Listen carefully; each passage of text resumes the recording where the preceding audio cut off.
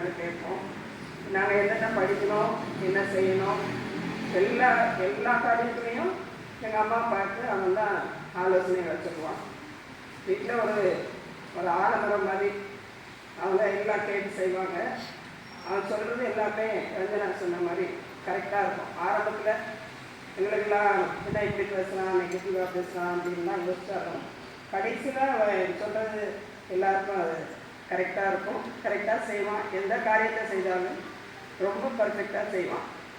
அவனுடைய திருமணத்துக்கு அப்புறமும் அவன் எல்லா காரியத்துலேயும் எல்லாருக்கும் முன்னோடியாக நடந்தான். பிள்ளைகளையும் நல்ல விதமாக படிக்க வச்சு வளர்த்து உறவுகளுக்கு எங்களுக்கு கூட எங்கள் சொந்தக்காரங்களெல்லாம் அவங்களுக்கு தெரியாது.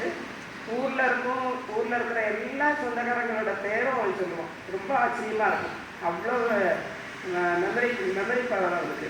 எல்லாத்தையும் கரெக்டாக சொல்லுவான். அவங்க எந்த வீட்டில் இருந்தாங்க, எப்படி இருந்தாங்க, நம்மளோட எப்படி இருந்தாங்க, எல்லாத்தையும் சொல்லுவான். எங்களுக்கு தெரியாத விஷயங்களை கூட நாங்கள் அவனை கேட்டுக்குவோம்.